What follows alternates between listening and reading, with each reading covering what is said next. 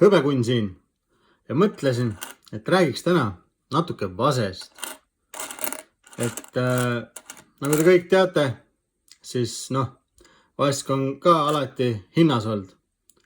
Et nii igasugused mootorid kisutakse alati laiali, kui on maha jäetud majad, kõik vaskkaablid, kõik asjad pannakse tuuri.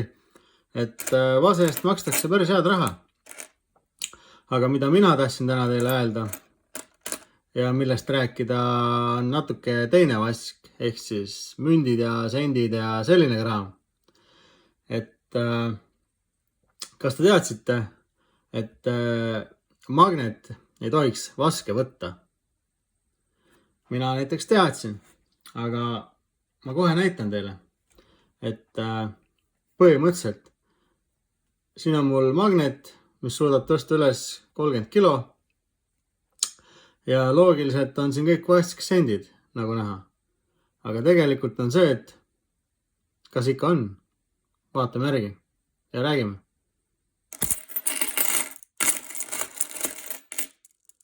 Nagu näha, pooled siit jäid magneti külge kinni. See tähendab tegelikult seda, et võtame näiteks siit Kanada 1 sent aasta 2006. Et tegelikult see ei ole vask. See on teras ja vasekiht on peale pandud. Ehk siis steel coin copper plated inglise keeles. Et teras münt ja siis vasekiht on peal. Ja sellepärast magnet võtab seda. See ei ole vask. Seal on ainult õrn vasekiht peal. Aga näiteks võtame nüüd need teised, mida magnet ei võtnud. Räägiks nendest teile. Siin on mul nii-öelda vaskmündid, mida magnet ei võta. Ja see tähendab seda, et te arvate, et need on siis vaskmündid, on ju. Tegelikult ei ole. Samuti magnet küll ei võta, aga näiteks võtame, need on Ameerika sendid.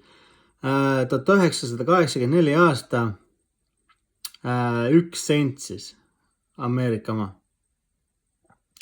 Et alates 1982 aastast, see on 84, et alates 82 aastast tehti need mündid tsingist.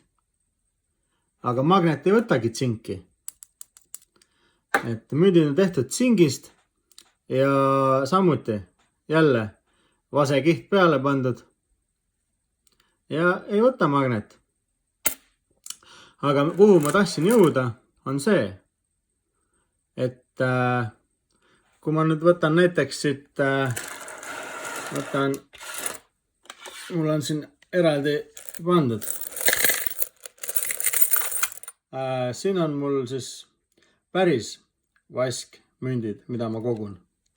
Või mitte mida ma kogun, aga mida ma panen kõrvale. Et ma panen kõrvale ainult sente siis, mis on vähemalt 95% vasesisaldusega. Ehk siis näiteks siin on 1961 aasta 1 sent Ameerika oma. Aga see sent on tehtud 95% vasest.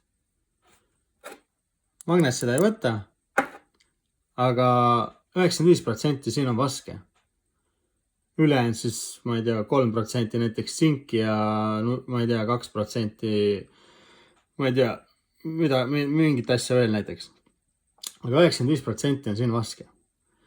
Et alates 1982 hakkab siis need singitud mündid ja vasekihiga. Aga kuni 81 on siis veel, teate, on 95% vasest.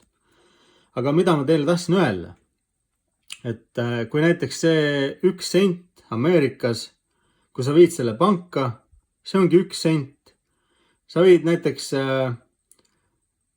10 1 sendist panka ja saad 1 10-sendise vastu, on ju. Aga kui te viiksite selle, et kui pank annab teile sellest 1 sendi, nagu see väärtus on 1 sent, siis kokkuost tänasel päeval maksab teile juba selle 1 sendi seest 3 senti. Te saate 2 senti kasumit, kui te viite selle kokkuostu, mitte ei vaheta pangas. Kuna tänasel päeval hetkeseisuga juuni algus 2024 aastal on vase kilo hind 7,7 eurot. 7,7 eurot kilo meil Eestis. Ameerikas makstakse kokkuostus 3 senti selle 1 sendi seest. Et mis mõte on viia teil see panka ja saada 1 sent, kui te võite kokkuostu ja saate selle sama sendi eest 3 senti. Et mõttekoht, mõttepunkt. Et mina siis samuti kõik sendid, mis ma leian, mis on vasest, milles on vähemalt 95% vaske, panen kõrvale. Et väike lisaraha. Aga mida ma tahtsin öelda, et näiteks see 7,7 euri kilo ongi siis sellised juhtmed ja kasutatud sellised asjad, aga ainult nagu vask. Näiteks ma ei tea, on see mingi vaskrõngaitur või posu. Et see oli 7,7 euri kilo siis. Aga seal on puhas vask 99% peab olema vaske sellest, siis oli kilo hind oli mingi 8,4 eurot isegi. Aga jah, et naljakas, et vaatad, et siin on nii palju vaske, aga tegelikult on tsingitud ja siis terasest mündid, millel on ainult hästi õhuke vasekiht peal. Ja tegelikult juba Eestis 2010 aastal saite 1 kilo vase eest pangas 53,5 krooni. 53,5 krooni 1 kilo eest, kui te viisite panka 1 kilo. Aga kokkuostu maksis teile 74 krooni. See on peaaegu 10... See on 9,5 krooni rohkem. Põhimõtteliselt 10 krooni ajal. Saite rohkem kokkuostus kui pangas. Et kuni tänase päevani tegelikult saaksite kokkuostu viies kõvasti rohkem pappi kui pangas ära vahetades. Et nii lihtsalt on. Et siin siis tahakski teile nagu öelda, et need, kes teadsid, väga tore, aga tasub ka vaske kõrvale panna koguda, kui saate. Igasugused elektrimootorid ja uurige vasksente, münte. Võib-olla mõned on tehtud päris hea vase kogusega, sisaldusega. Et siis pange kõrvale ja pika peale kogub ja ühel päeval viite ära ja olete jälle mõne euro võrra rikkamad. Et tasub koguda.